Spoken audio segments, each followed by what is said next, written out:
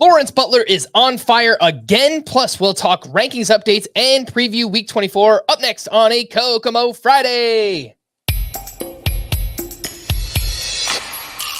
Alcantara, Soroka, you look so good in Boca. Peralta, Manoa, bounce back for Aaron Giolito, Castillo, Yoshida, Mosu, Carlo and Fado, value so high, but ADP so low. Frank loves him some kind of Joe. Now let's get on with the show. Happy Kokomo Friday and welcome into Fantasy Baseball today on August 30th. I am Frank Stampfl, joined by Scott White. Today on the show, Lawrence Butler, not one, not two, but 3 homers in a game for the second time this season. Bowden Francis did it again. He is also on fire. We have another prospect spotlight, rankings updates, and our Week 24 preview. Let's jump in. Holy Toledo! The element of surprise reigns supreme. You know, Scott, throughout all of our time sitting around getting ready for the podcast, we did not discuss our players of the night with each other. So I guess one of us gets Lawrence Butler and the other gets Bowden Francis. So which one do you want? Makes sense. I guess I'll start with Lawrence Butler here. Yeah. The 3-homer game, second 3-homer game, as you mentioned. And I am relieved because this now makes it 5 home runs in 3 games. So clearly Lawrence Butler is hot again after a little bit of a cold stretch. And we had a conversation earlier on the podcast this week about Lawrence Butler. His roster rate had gone down, and did that make sense? And I said, absolutely not. Lawrence Butler's good. You shouldn't drop him. And so I feel vindicated about that. However, I did sit him in a roto league this week. Ooh. And it's a roto league where it's neck and neck for first place between me and one other guy. So hopefully that doesn't cost me the championship. But yeah, Lawrence Butler, let's review here because I know we've talked about him a lot. He has an average exit velocity 84th percentile, a max exit velocity 87th percentile, a StatCast page that's full of red. He hits the ball very hard. He steals bases. He's only 24 years old. It's taken him a while to put these raw tools together, but he's put them together. And this is just the latest indication of that. If we go back to July 1st, so basically 2 full months now, a third of a typical major league season, Lawrence Butler is batting .313 with 17 home runs, 8 stolen bases, an OPS, I imagine it's about 1,000 now with the additional 3 home runs. And during that 2-month stretch, only a 19% strikeout rate. Anybody who hits the ball that hard and is striking out that infrequently, and you add in the stolen bases on top of it, this is the makings of a stud. And okay, I could sort of understand wondering if it was just a mirage. I thought it was too early to conclude it was a mirage when he had his little dip earlier this month. But I could understand having a little bit of skepticism there. But then he's come surging back with maybe his hottest stretch of the season. And again, 24 years old, this guy. I think he's the real deal. I think Lawrence Butler is doing what we've hoped for 3 years Christopher Merrill would do, basically. And we should all buy in on it pretty hard. And one thing I wanted to pay attention to was how has he been against left-handed pitching? He's actually been pretty solid. 260 batting average, 3 of his 19 home runs, and a 782 OPS. So that is more than serviceable. He should be playing every day. I believe he is playing every day anyway, but he's leading off for a lineup that can be sneaky and put up runs at times in the Oakland A's. I feel like we have some tough waiver wire decisions right now, Scott, because between Lawrence Butler and Dylan Cruz and Pete Crow Armstrong, as hot as he is, how do you rank those 3? I ranked Butler 3rd of that group, but that was also before this 3-homer game, which makes it a little bit tougher. Butler's number 1. I said when Cruz came up that it was probably a coin flip. That was about where I put Cruz in my rankings, where Lawrence Butler was, and it's probably a coin flip who would be better from that point forward. At the time, I gave a slight edge to Cruz because of the chance Butler might occasionally sit against left-handers. And Cruz has been, obviously, he's looked pretty good since getting called up so far. But I think Butler, whatever edge I was giving Cruz before, I think Butler has overtaken that. And Pete Crow Armstrong, I think, is a pretty distant third. I'm not saying he's not worth adding. It's certainly in categories leagues he's a must add. But I just don't think the upside is the same because the power upside isn't the same. He's probably the best base stealer of the three, though they all are going to be base stealers to some degree. But I'll take the mashers over the speedster. Yeah, maybe I jumped the gun a little bit, Scott, but I moved Pete Crow Armstrong inside my top 40 outfielders earlier in the week, and he was first of that group. Again, this game from Lawrence Butler makes it a lot closer. It might depend on what you need. If you need power, obviously, Butler makes more sense, and Pete Crow Armstrong looks like one of the fastest players in all of baseball. But yeah, Pete Crow Armstrong's basically been doing this since the beginning of July as well. So, well, the other thing to keep in mind with Crow Armstrong is he bats 8th. Yeah, that's true. Well, but I don't know where Butler bats, but I assume it's 3rd, Leadoff. 4th. Leadoff? Okay, Yeah. leadoff, even better. And Dylan Cruz has been batting 2nd, 1st since getting called up. So yeah, that if the home run difference isn't enough to persuade you that those other two are worth rostering over Crow Armstrong, then I think the lost runs in RBI, and that's why I say Crow Armstrong isn't necessarily must add in points leagues, because I think his run in RBI production, if he remains that low in the lineup, is going to be lacking. Let's talk about a pitcher who is just as hot as Lawrence Butler, perhaps even hotter right now. Bowden Francis, who did not allow a hit until the 6th inning of his latest start here at the Red Sox. He was awesome again, through 7 shutout innings, 1 hit, 0 walks, 5 strikeouts, only 6 whiffs, only 70 pitches. Obviously was incredibly efficient. He averaged 10 pitches per inning. I think the Blue Jays wanted to limit him in this start after throwing 117 pitches in his previous start, and he was still amazing. Worth mentioning that the velocity was down a little bit in this one, so perhaps feeling the effects of throwing all those pitches again in his previous start. But he has gone 7+ innings in 4 straight. Bowden Francis has. He has allowed a total of 6 hits during that span, and this comes per Opta Stats on Twitter. Bowden Francis has a whip of .31 over his last 4 starts. That is the lowest whip by any MLB pitcher over any 4-start span in the modern era, minimum of 20 innings. So just to put that in perspective, what Bowden Francis is doing right now, 72% rostered. He's home against the Phillies. This is another tough one, Scott. Or maybe it's not. Bowden Francis or Spencer Arrighetti. Arrighetti. I'll always trust the strikeout guy when, unless there's a huge disparity in track record. I'll always trust the strikeout guy more. Francis, for as unhittable as he's been, it hasn't been a big source of strikeouts, and I don't think is going to become one. Arrighetti has 4 double-digit strikeouts efforts in the span of 2 months. So there are a few pitchers in all of baseball who could do that. But obviously, Francis is must add at this point himself. Kind of felt that way after his previous start.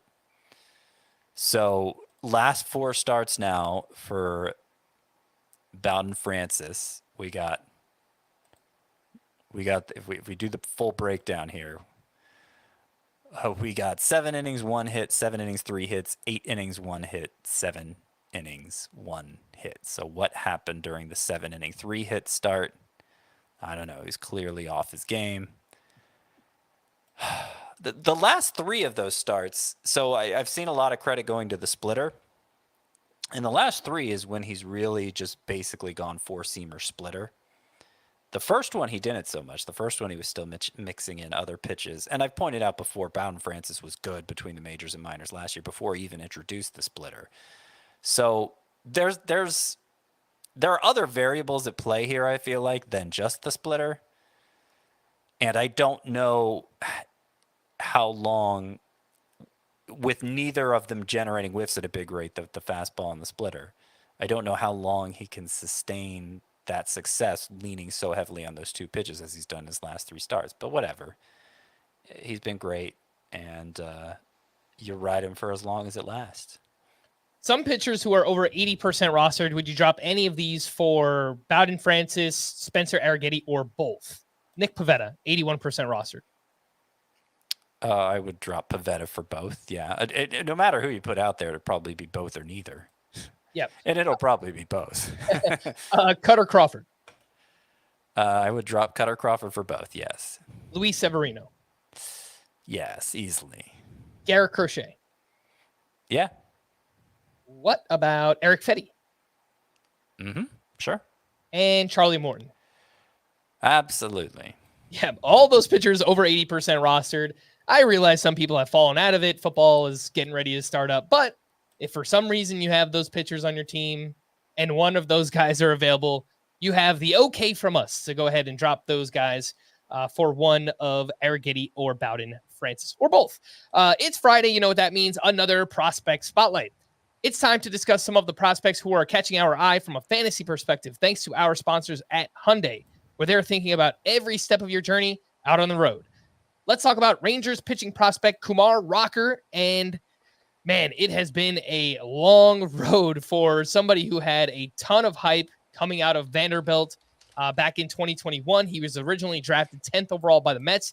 They opted not to sign him because of concerns about his elbow. Turns out they were right to be concerned, but maybe they should have stuck with him anyway because it looks really good right now. Rocker re-entered the draft in 2022. He was drafted 3rd overall by the Rangers. He eventually earlier. What's up? Right? He was drafted earlier after the Mets gave him up. The Rangers took him earlier, which was a shock. Yeah. The Mets took him 10th overall, and then the Rangers took him 3rd. I wonder if it was how much of it was they already had Jack Leiter, so they wanted the Vandy boys together, whatever. But the Rangers took him 3rd overall, and then Rocker eventually needed Tommy John surgery in May of last year, 2023. And so now he's just returning to form. He's getting an opportunity to pitch, and he has looked amazing so far in the minors this year. 171 ERA, a .79 WHIP, 47 strikeouts over 31 2/3 innings across rookie ball, AA, and AAA. He made his AAA debut on Wednesday this week. 5 shutout innings, 1 hit, 0 walks, 10 strikeouts. He had 15 whiffs on 67 pitches. 11 of those came on the slider. He averaged 98.2 miles per hour on the fastball. Scott, if you held on to Kumar Rocker anywhere in Dynasty, give yourself a pat on the back because it might work out. It might just work out. Yeah. So a little peek behind the curtain here. We didn't discuss who our players of the night would be. We didn't discuss who the prospect of the week would be either. So I'm pulling up Kumar Rocker's page and looking at this now. So AA and AAA, between AA and AAA, he's made 6 starts. He had 3 starts in rookie ball before then, as basically a rehab assignment. But between AA and AAA, 6 starts. .36 ERA. I'm sure you mentioned that. 119 batting average against. 70% strike rate. 23% swinging strike rate. Wow. That is about as good as those numbers get. And, of course, his first AAA start was the most impressive of all. He went 5 innings for the first time. 1 hit, no walks, 10 strikeouts. And because he's already progressed to AAA now, because he's 24 years old, I think Kumar Rocker is on the fast track here. And in fact, I don't think it'd be the most shocking thing if he got called up at some point in September. Why not? If he's already at AAA and dominating, and it's not like he's accumulated too many innings this year, given that he was recovering for much of it. So yeah, I would say Kumar Rocker is very much a prospect again, and an exciting one at that. Do you think, obviously it changes depending on the Dynasty League and stuff, but would you call Kumar Rocker a must roster player in Dynasty Leagues now? I would say yes. In this moment, I'm saying yes. I don't know if you asked me yesterday if I would have said yes. But yeah, shallowness probably plays something of a factor. But I imagine, what I'm seeing here is probably enough for me to put him in a top 50. If I was making out a top 100 list today, it's kind of off the cuff to say that, but I'd have a hard time talking me out of it. I mean, average fastball. I have this pitch data from Statcast only for the one AAA start. Average 98 on the fastball, and the slider. He was comfortable throwing the slider 40% of the time. It doesn't look like it's a very deep arsenal. 4-seamer, 2-seamer, slider, and he mixed in a few changeups. But when the stuff is that good, you don't have to have much more of an arsenal than that, like Spencer Strider doesn't, famously. Mm-hmm. Again, that is Kumar Rocker, who rooting for the guy, man. Again, it's been a long road for him, and I hope it works out. If you want to read more about prospects, Scott wrote about 16 names that could get called up in September. You can find that at cbssports.com/fantasy/baseball. Thanks again to Hyundai for sponsoring this segment and the show. Learn more at HyundaiUSA.com. Just want to give everyone a heads up, a programming note for this weekend. We will not be live on Sunday night due to Labor Day weekend, but we've already recorded a fun podcast, 8 players with the most at stake over the final month of the season. We also answered some mailbag questions. So we'll be live again Monday night to recap the long weekend, 4 days worth of baseball. And that podcast that we already recorded, that will actually drop Sunday at 5 p.m. So if you're looking for it on YouTube or the audio version, it'll be out a little bit earlier, but that will basically serve as Monday morning's podcast. Let's take our first break, and when we return, we'll talk news and notes right after this. Football action continues. Are you ready for this? Ready to take chances? As the gridiron is taken over by the Great White North. It's time to storm the fortress. It's time to fight on the battlefield. Catch the Canadian Football League on CBS Sports Network. Welcome back in, and we have news and notes. Tyler Glasnow will play catch Friday. Dave Roberts still hopes that Glasnow will return before the end of the season. Freddie Freeman is expected back Friday after missing 3 games with that hairline fracture in his finger. Yoshinobu Yamamoto made a rehab start at AAA Wednesday, allowing 1 run over 2 innings.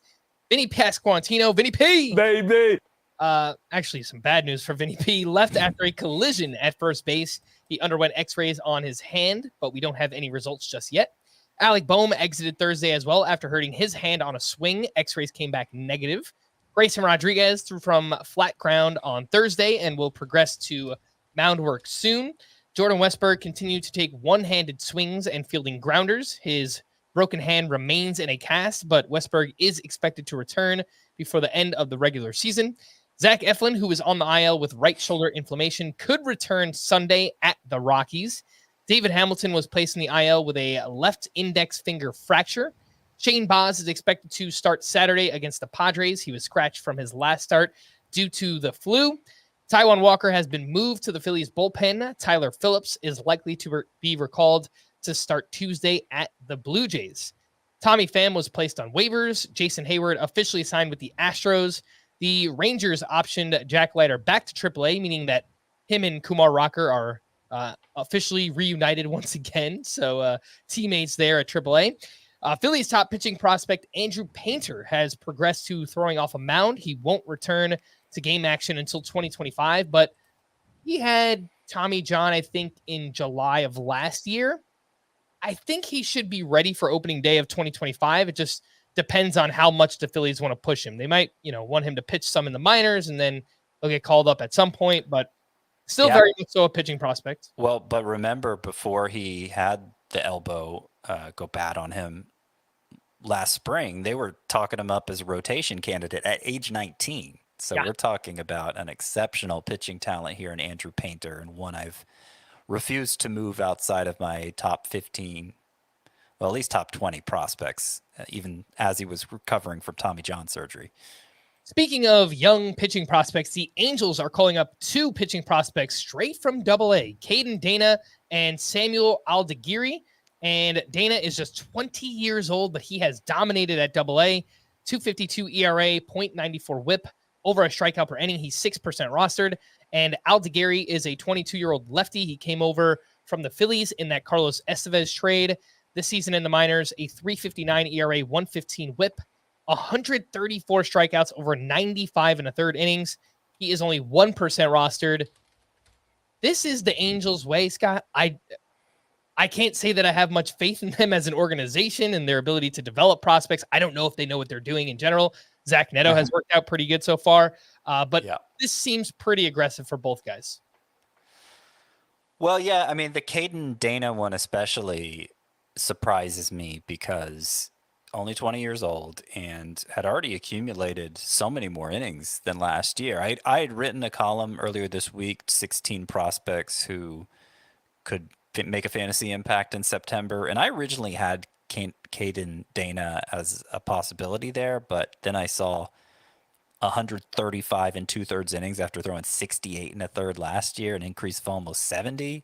And like, not even the Angels would do that. 20-year-old from AA with that many innings over his previous high.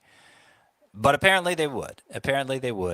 Caden Dana is considered by most publications to be the Angels' top overall prospect, and as well as he's pitched at age 20 at AA. It makes sense. He seems to be more like a pitchability guy than a big flamethrower. Good command, deep enough arsenal, and just like knows how to pitch unusually well for a 20-year-old. But I'm not sure Caden Dana is a big upside play. Given the success he's had at such a young age, maybe I'm underestimating his upside, but that's kind of my initial read on him. Good prospect, not amazing prospect.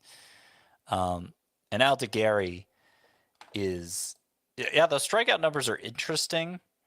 He has control issues, and I'm not sure quite as much interest in the long term or the short term. But I don't know. Maybe he'll surprise me. All right, let's get into some other waiver wire hitters. You know, the names that aren't Lawrence Butler, aren't Bowden Francis. And we will start off with some hitters. How about Butler's teammate, J.J. Bleday? An awesome game, 5 for 5 with his 19th home run, 3 runs scored, having himself a big August. Has actually been better against lefties than righties this year, which I thought was pretty interesting for J.J. Bleday. Is he in that mix, Scott? Is he in the mix with like the Butler PCA Cruz group, or is he like one tier lower? JJ Bleday. He's a tier lower. Okay. I think 5 outfielder leagues he needs to be rostered, but otherwise he's pretty replaceable. How would you rank JJ Bleday amongst the group of Kerry Carpenter, Parker Meadows, and Jock Peterson? At the top of the list, just because he plays every day and those others don't. Yeah, not by much. I mean, Kerry Carpenter's probably my favorite of the other 3, and I could see him working his way into more of a full-time role. But if it's a typical weekly league, I think Bleday is going to be the most usable most often. Let's talk about Mason Wynn, who has been hitting really well, 2 for 5 with his 12th home run. And so far in August, he's batting .314 with 5 homers, 18 runs scored, and .874 OPS. He's hitting the ball harder in the month. He's barreling it up more as well. Mason Wynn, 70% roster. He's got 6 games next week. In a shallow league, we've talked up Dansby Swanson this week as well. Scott, who would you prefer, Mason Wynn or Dansby Swanson? I think I prefer Swanson with as hot as he's been and as much as he's been running lately. But it's not by a huge margin. All right. Let's talk about Connor Norby, who continues to make some noise here with the Marlins, 2 for 4 with 2 walks, a steal, and 3 runs scored in 10 games with Miami. It's a .350 batting average, 2 homers, 13 runs scored, and 2 steals, and OPS over 1,000. He's also led off 6 in a row with Xavier Edwards out of the lineup. Connor Norby, 37% rostered, 6 home games next week, has second and third base eligibility. I wanted to compare him to Brendan Rodgers, who actually has been pretty good as well. 3 for 5 with a double dong, having a big August. Scott, who would you rather have, Connor Norby or Brendan Rodgers? I think Norby, just because Rodgers, with the limits to his upside are pretty clear. And It was a good start this week with the Rockies having a full week of home games. His home splits are very favorable. But on the road, you want nothing to do with Rogers. Norby at least has the appeal of the unknown. But I don't want to oversell him either, because for as good as his numbers look with the Marlins, and he's hit safely in all 9 games with them, 2 home runs, 2 stolen bases during those 9 games. Average exit velocity during that stretch for Connor Norby, 86.2. And it actually went down with this 2-hit performance in Colorado, because his hardest hit ball was, I believe, 68 miles per hour in this 2-hit game.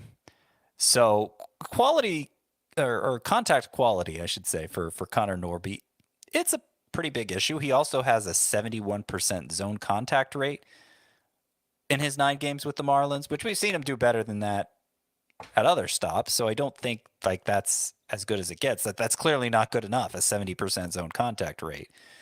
But I'm just saying the 9-game hitting streak for Norby, the numbers he's put up with the Marlins, probably a little too good to be true.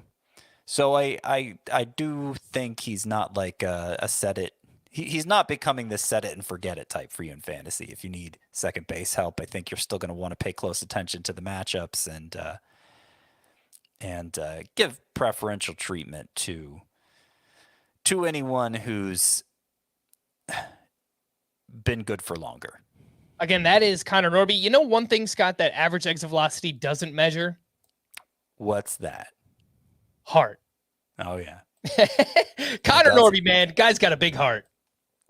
I guess. I don't know. We don't get to see it like in How the Grinch Stole Christmas. It might be 2 sizes too small or something. He's a ball player. Come on, Scott. Get that average exit velocity out of here. Would you drop any of these names for Connor Norby? Would you drop Christopher Merrill to add Connor Norby? Sure. I don't see a lot of value to holding on to Merrill. What about Colt Keith? I think I'd rather have Keith. I got Norby as the better play for this upcoming week, but if you're asking me rest of season, Keith. What about Jeff McNeil?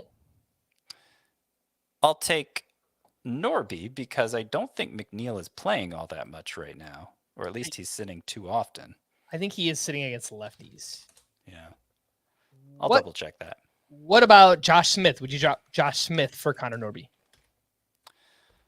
I don't think so. I gotta admit though, I haven't noticed what Smith has been doing. I haven't looked at Smith in a long time, and maybe he's been really cold lately. I think he has cooled off quite a bit. I would make that swap. What about Michael Busch? Would you drop Busch for Connor Norby? Probably not. No, I don't think so. All right. Couple names in deeper leagues. Garrett Mitchell had a big game for the Brewers, 2 for 3 with a sock and a shoe, his 3rd home run and his 5th steal. He has only started 2 of the past 6 games for the Brewers, however, because he's been pretty bad against left-handed pitching. And Derek Hill, who now plays for the Marlins, he's bounced around. He's been DFA'd a few times. He had a big game in Coors Field, 3 for 6 with a double dong, 3 RBI. He has 3 homers in his past 2 games, and he has started 20 of the past 21 for the Marlins. Anything here, Scott, in deeper 5 outfielder leagues, Garrett Mitchell or Derek Hill? Yeah. I mean, probably not. Probably not. Let me go from saying yeah to saying probably not. But there are some interesting things to point out, particularly for this Derek Hill guy, who's played some in the majors before. He's 28 years old, I believe. And that's why it's probably not going to amount to anything, just because you rarely see that sort of player who gets passed around, a minor league journeyman, we could call him, amount to much. But I will point out, 3 home runs in 2 games now for Derek Hill. At AAA this year, he was in the Rangers organization, so he hadn't moved on to the Marlins yet, but he slashed 350, 415, 631. He was crushing it. 2 of his batted balls in this game, 108 miles per hour. That was one of the home runs, and 110 miles per hour on a ground out. So he's reaching velocities that only true mashers reach. and reaching them with fair regularity. You look at the minor league track record, it's not like strikeouts were a huge issue. And the Marlins have opportunities. They have at-bats to hand out. So if Derek Hill is ever going to get an opportunity, it was a top 100 prospect, I think, in 2015. So it's not like there's zero pedigree here. This is his chance if there's ever going to be one. Not saying you pick him up anywhere other than like an NL-only league. I'm not saying he's worth adding more than like a Connor Norby. But I'm kind of interested in seeing what Derek Hill does. All right, let's slide over to the waiver wire pitchers, and we wanted to see what Bobby Miller would do as an encore. His last time out, he pitched a quality start. He was okay up against the Orioles, 5 innings, 3 runs, only 3 strikeouts. He does get the Angels next week, so that's a good matchup. Aaron Savali was awesome up against the Giants. He threw 7 shutout innings with 7 strikeouts, and in 9 starts with the Brewers, a 3.72 ERA and a 1.28 WHIP. He is home against the Cardinals next week. David Peterson continues to pitch well, this time at the D-backs. Really tough matchup. 7 innings, 2 runs, 4 strikeouts. The underlying numbers do not buy it at all. The strikeouts and the walks are both really bad for Peterson. He also gets a lot of ground balls. The matchup next week is the Red Sox, and Ryan Nelson turned in another quality start up against the Mets. 6 1/3 innings, 2 runs, 4 strikeouts. Last 10 starts for Nelson, a 2.77 ERA and a .98 WHIP. And he is a 2-star pitcher at the Giants and at the Astros. So I think let's just kind of focus on next week, Scott, in terms of the matchups here. How would you rank Ryan Nelson, Peterson, Aaron Savali, and Bobby Miller? Well, I think Bobby Miller, even though he has the best matchup, right, against the Angels of the 4. Yeah, I'd say the best matchup. He didn't win me over with this start.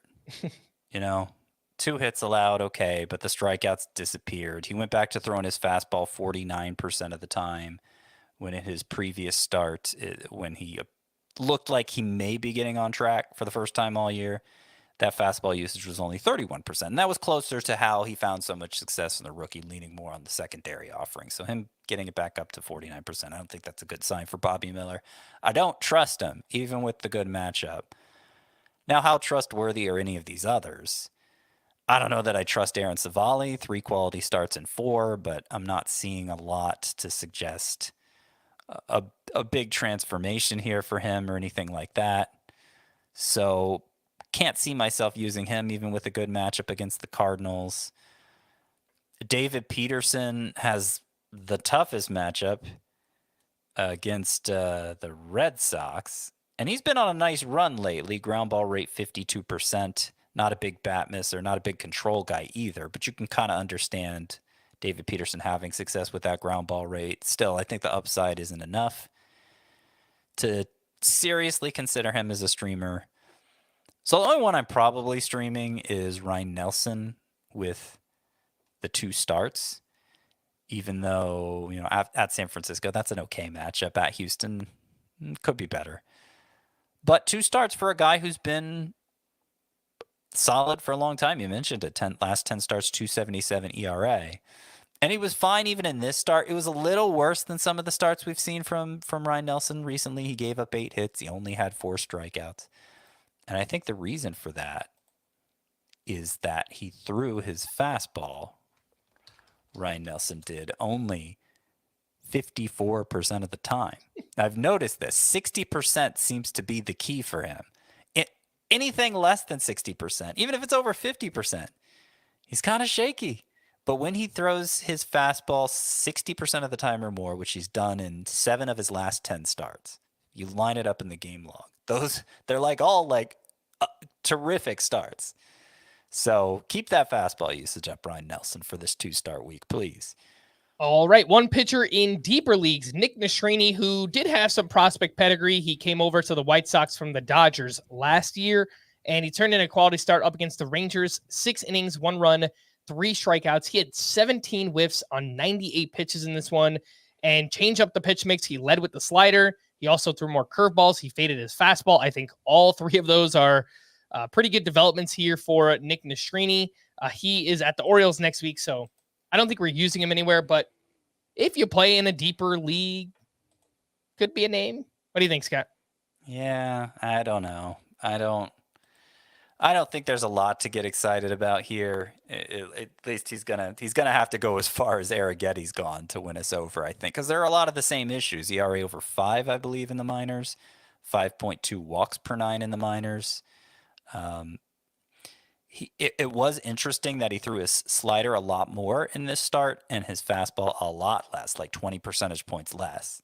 So seeing him alter his pitch mix, Nick Nastrini, as soon as he arrived in the majors and having some success with that, I don't know. Maybe the White Sox have a plan for him that we're not privy to yet. But I think it's right to be skeptical for now.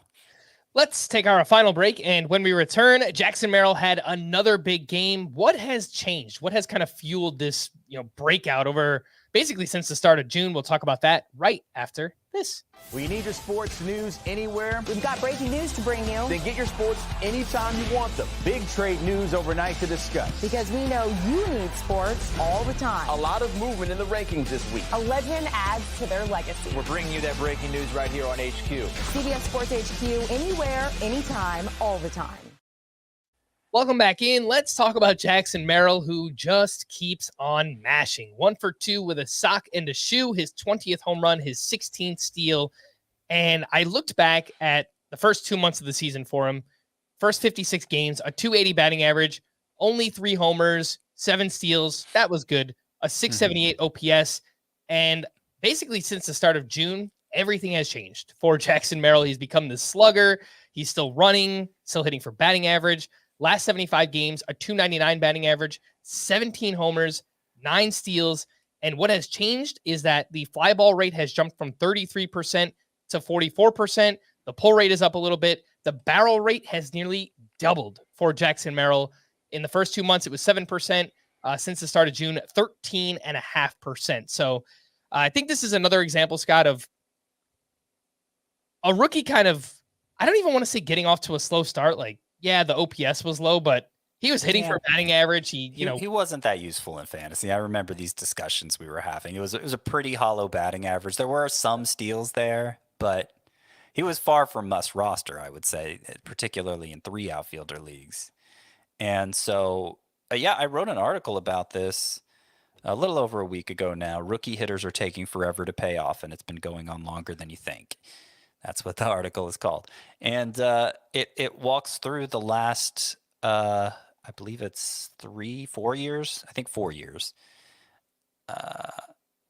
No, 3 years. 2022, 2023. Yeah, 3 years. The last 3 years, some of the rookie successes, the guys we think of as successful, having successful rookie seasons, were dreadful the first 2 months, pretty consistently. And I use Jackson Merrill as an example of that. Like you said, he at least hit for average, so he wasn't one of the worst on the list, but he wasn't really paying off in fantasy until June.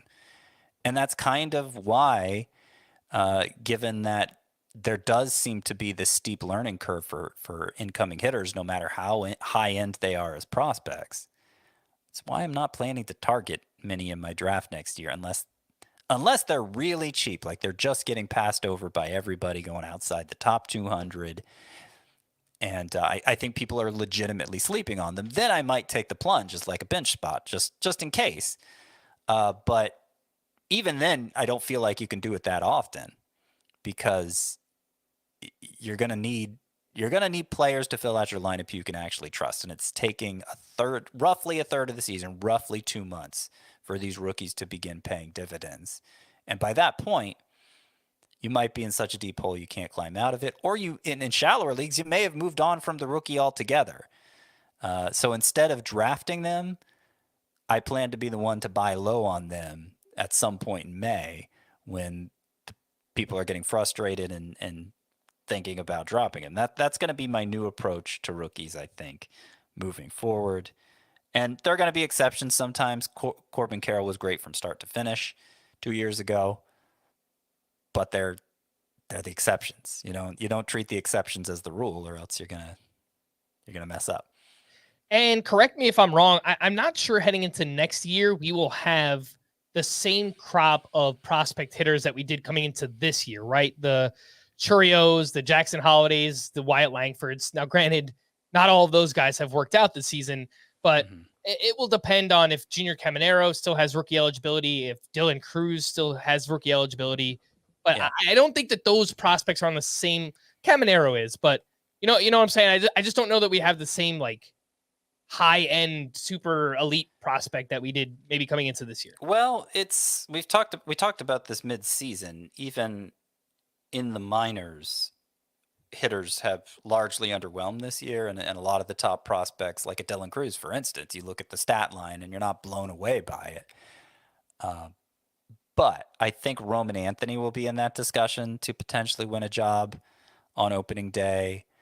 You mentioned Dylan Cruz, Junior Caminero, Jason Dominguez. I presume the Yankees are making sure he retains his rookie eligibility.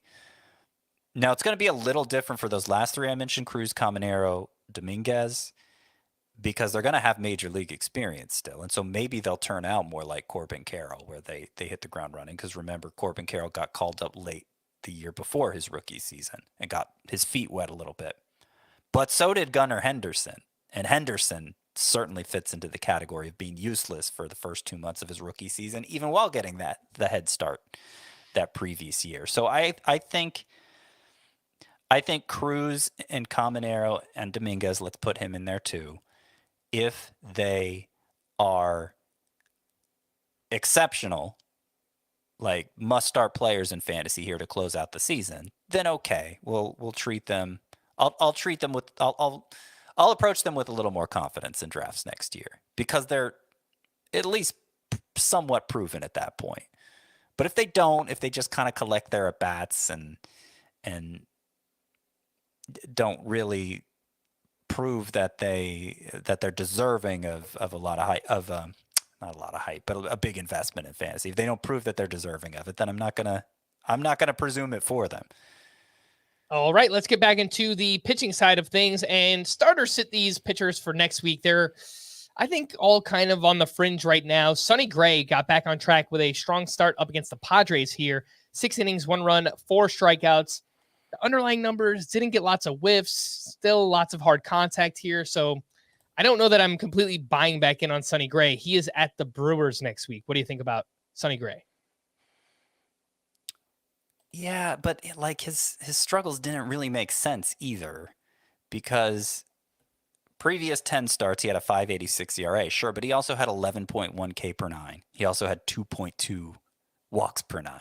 Those are both incredible rates. Like, and the of the numbers I care about most, he also had a 15% swinging strike rate, which is basically a league-leading type of mark during that 10-start stretch with a 5.86 ERA. So I think partly Sonny Gray is just frustrating like this and always has been. He seems like he should be more consistent than he is, but also he's good, and you should trust him even when he has these rough patches. So who did you say the matchup was this upcoming week? At the Brewers. At the Brewers, yeah, I think I'd start Sonny Gray.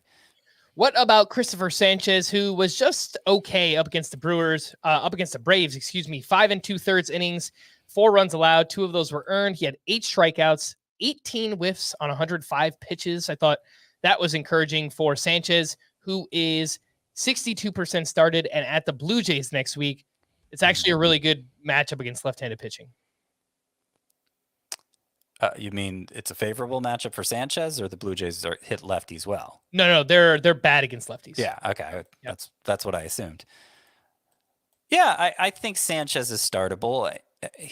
My main concern with him was the lack of whiffs for a good long stretch now. He threw 51% changeups in this start against the Braves, which is a good way to get his whiff rate up. And, maybe it was just because he was facing the Braves. It's 2 turns in a row where he's gotten a decent number of whiffs against that particular lineup. So maybe he's not back, but he has other things going for him, even when he's not getting whiffs, the elite ground ball rate and everything. So I think with a favorable matchup like that, it's perfectly fine to start Christopher Sanchez. Cutter Crawford turned in his first quality start since July 13th up against the Blue Jays. 6 2/3 innings, 2 runs, 3 strikeouts. He's down to 81% rostered, 48% started. At the Mets next week, I don't love it.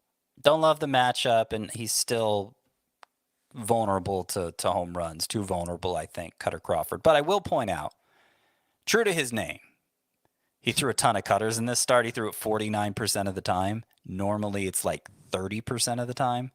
So big increase there in the cutter usage. And it's been an effective pitch for him. 85.4 mile per hour average exit velocity, a 208 batting average against. So like he's trying different things. You could say that much for Cutter Crawford at least, and maybe it'll help to get him back on track. But it's probably not going to make him a big source of strikeouts if he does lean on this cutter more. And I think he's going to remain a matchups type. Clearly, the Mets aren't a good matchup for him. Let's wrap up with Brady Singer, who had a big bounce back at the Astros. Six innings, 2 runs, 6 strikeouts, and his previous 4 outings before this one, a 6.23 ERA and a 1.75 WHIP. Brady Singer is 52% started and home against the Guardians next week. It's okay, that matchup, and this was a little bit of a bounce back for him too. Since he's had some struggles recently. The Nationals, for most of this year, we've picked on them. We've treated them as one of those favorable pitching matchups, but I'm not so sure that's true anymore. I mean, for one thing, they're 21st in runs scored. Still, it's not that high, but they've added James Wood, they've added Dylan Cruz. He's facing the Guardians next week. Oh, you know what? I can't tell you how many times I do that. I mix up the Nationals and Guardians. Their names, they both refer to some like vague kind of person that you can't really picture, and so their names just sound so similar to me. Same jersey color too. Yeah, I'm sorry about that. Yeah, Guardians is a tougher matchup. Okay, yeah, let's just sit Brady Singer and stop me from running my mouth. No problem. Let's quickly reveal some of our rankings, risers, and fallers from this past week. Scott, do you have those ready, or do you want me to kick us off here? I guess I don't have them ready, so go ahead and kick us off. Most of the changes came at starting pitcher. I moved Chris Sale up to my SP1, just with, Tarek Skubal being a little bit limited here. Probably not going to make any two-start weeks the rest of the way. Not Chris Sale might not either, but just have a little bit more confidence right now overall, I think, in Chris Sale. It's not a knock on Tarek Skubal. Bryce Miller, we know he's been pitching really well. I moved him up inside my top 30 starting pitchers. He's up to SP28. His teammate Brian Wu, he's up to SP34. He's been throwing more innings. He's been throwing more pitches. Looks healthy for now. Cross your fingers. Spencer Arrighetti, coming off an amazing August. He's inside my top 40 starting pitchers, SP36. And Sean Manaea, who we talked extensively about earlier in the week, he is up to my SP51. So that's, he's not a must start yet, but he's kind of climbing into that territory. He's been really good for the past 2 or 3 months. Seems to have kind of condensed the pitch mix here, and it's working out for Sean Manaea. So I think he has earned a big bump up in the rankings. Those were the big risers for me. Scott, how about you? So did you mention Bowden Francis? I didn't mention him. I moved him inside my top 70 starting pitchers, but probably needs to move up again after this. Yeah, we got to move him up some more. I think I'm going to get him in the top 50 now, maybe even the top 45, because I got Ronel Blanco there. Okay, I have Spencer Arrighetti 44. I think I'm just going to move him right behind Arrighetti. Bowden Francis, which would put him ahead of Tanner Houck, who's been fading, Carlos Rodon, who's been inconsistent, Michael Wacha, who's been pretty good, but just not a ton of upside there, and so on and so forth. Yeah, I think that makes sense. So Bowden Francis, obviously a big riser. Gavin Stone is too. I moved him way too low. He's back up to about 50th for me. Randy Arozarena, I finally dropped him a good amount. Similar to where I put Luis Robert, around 30th in my outfield rankings.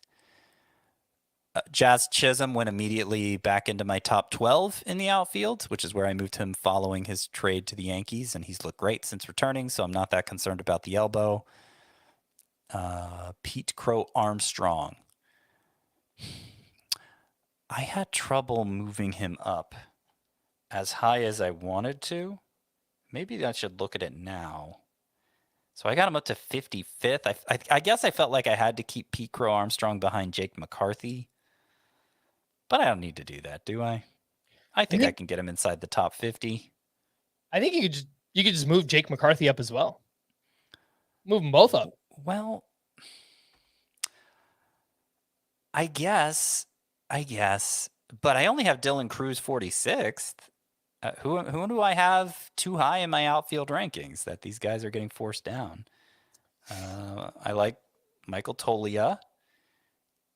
You get to around 40th, and that's where I have George Springer and Giancarlo Stanton, who I don't feel like I can move down much. I think Langford could probably move down. Yeah, he could, but he could blow up the final month. Yeah, but we're seeing other young outfielders with great prospect pedigree who are, going off right now. So I'd rather those guys personally. Well, I would drop Wyatt Langford for Lawrence Butler or Pete Crow Armstrong. Yeah, I mean Butler and Cruz, I would move ahead of Langford at this point. I don't know. I don't feel like Crow Armstrong is quite the same in terms of upside. That's fair. But just because I rank Wyatt Langford ahead of him doesn't mean in every single scenario you need to roster Wyatt Langford over Pete Crow Armstrong. It's obviously more nuanced than that. Let's see. Anything else to highlight here? I got Jackson Merrill, Jackson Chorio, and James Wood all inside my top 25 outfielders now. Same. Nico Horner, this was an interesting one. We talked about him the other day. He's back inside my top 12 at second base, behind Luis Garcia, but ahead of Jake Cronenworth, Michael Garcia, and Ryan McMahon. And I think that's an even easier call in points leagues, actually. But Horner's been running a lot more. And I think he's close to being the guy, at least right now. I don't know that his final numbers will end up there, but right now he seems closer to the guy we thought we were drafting. Finally, Xavier Edwards, even though he's on the IL, and Tyler Fitzgerald are now 6th and 7th for me at second base, which again speaks to the shortage of quality options there. Let's get into our week 24 preview, and we will kick things off with the schedule for next week. We have 7 teams with 7 games: the Rays, Rangers, Mariners, Pirates, Athletics, Twins, and D-backs. We have 22 teams with 6 games and 1 team with 5 games next week, the Blue Jays. What about the Rockies? All 6 of their games are on the road next week, so you probably want to fade, not all of them, but probably a good majority of the Rockies. Starters sit these 2-star pitchers. We have Garrett Cole at the Rangers and at the Cubs.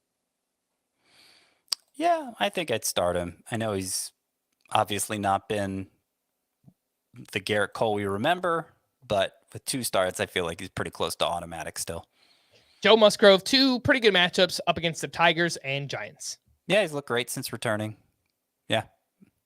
Jarrett Jones had a rough start in his first one back. He's at the Cubs and home against the Nationals, which are not so bad matchups. I wish this is one of those scenarios like where you just wish it wasn't a 2-start week, because I probably would sit Jarrett Jones if it wasn't a 2-start week, see if he bounced back from that rough return. But because it is 2 starts, I think in most cases I'm just gonna hold my nose and start him.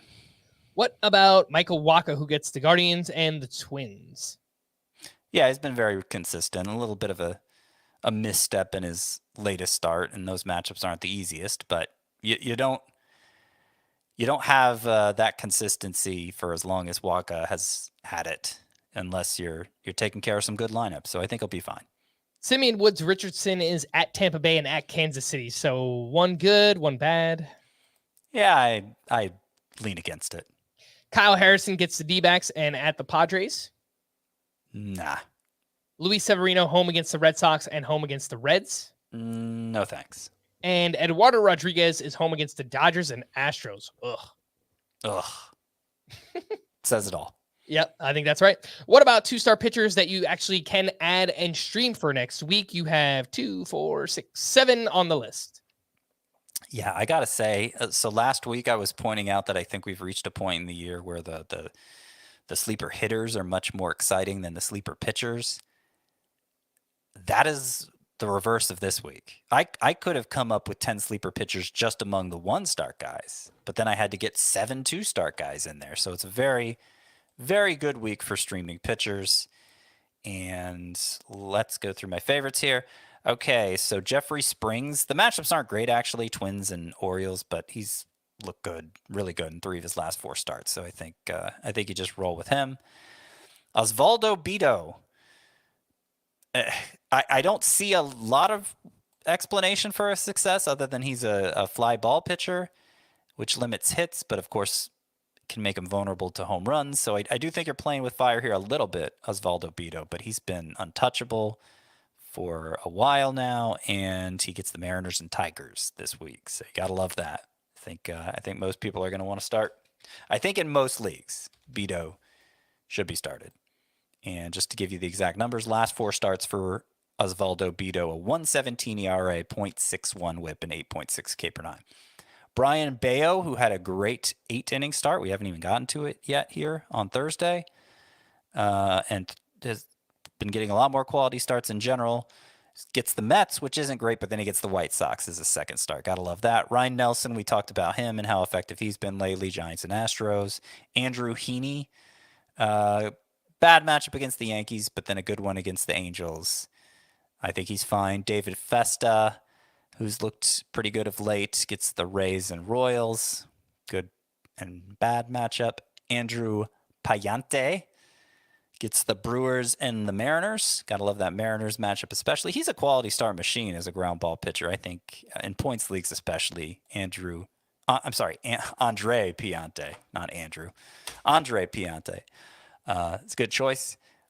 And I guess that's it for the 2-start options. Well, the single start streamers look pretty good as well. Yeah, so Spencer Arrighetti and Bowden Francis, they're ahead of all the 2-start options, even Jeffrey Springs on my sleeper pitcher list. Even though the matchups, Reds, Phillies, unremarkable, a little scary perhaps even, but they've just been so dominant. I don't think the matchups even matter. Get that roster rate over 80% so I don't have to keep highlighting Spencer Arrighetti and Bowden Francis here because I'm probably going to put them in no matter what the matchup is.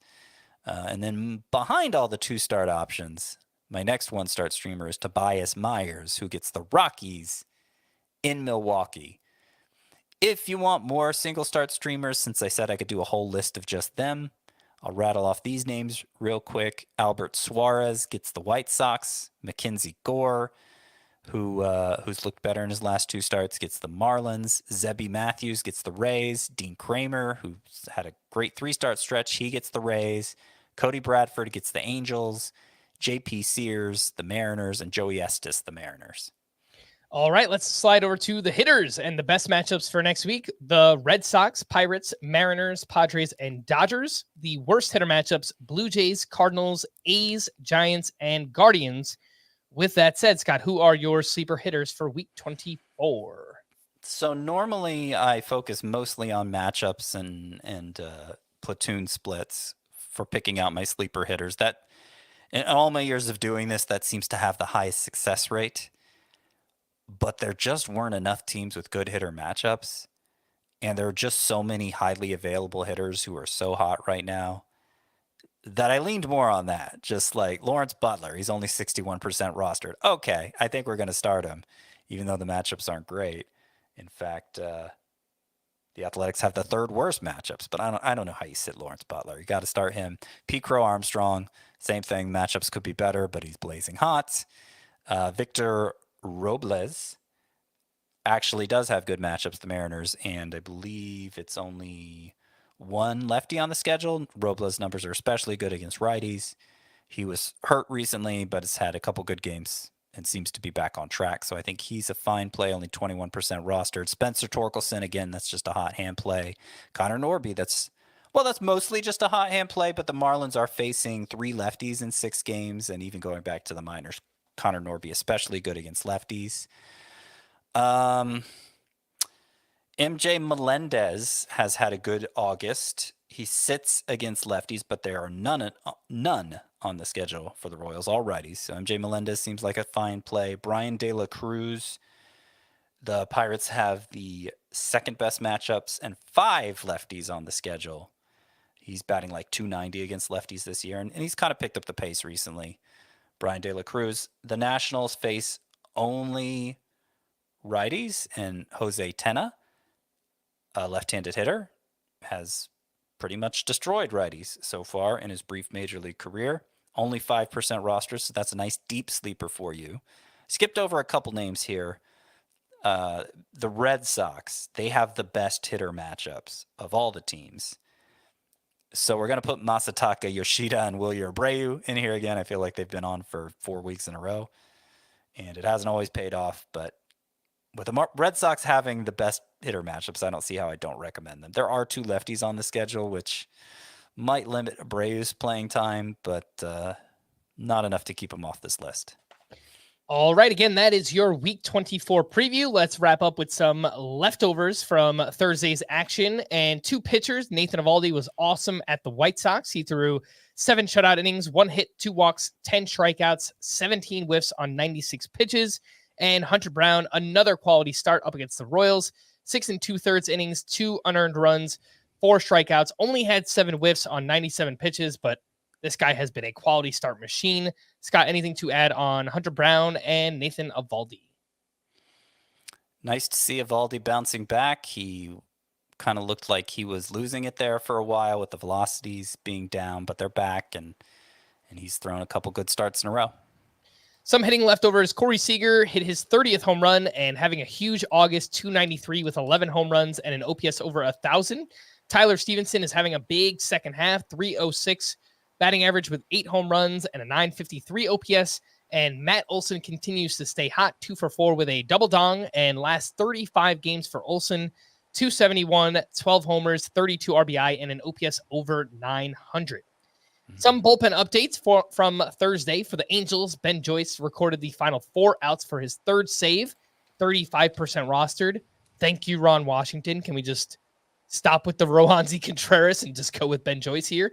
For the Rangers, Kirby Yates got the 9th inning with a 2-run lead, gave up a solo homer, but picked up his 25th save. For the Cardinals, Ryan Helsley pitched a clean 9th for his 41st save. For the D-backs, Justin Martinez got the 9th inning with the game tied. He gave up 1 run on 2 hits. He took his 5th loss. On the other side for the Mets, Edwin Diaz bounced back with 2 strikeouts for his 15th save. For the Reds, Alexis Diaz got the 9th inning with a 1-run lead. He gave up 3 runs on 3 hits and 1 walk. I believe he did not record an out, and he took his 4th blown save. It's been a pretty rough year for Alexis Diaz. For the Oakland A's, Mason Miller was unavailable. Somebody named Grant Holman got the 9th inning with a 2-run lead. He also gave up 3 runs on 3 hits.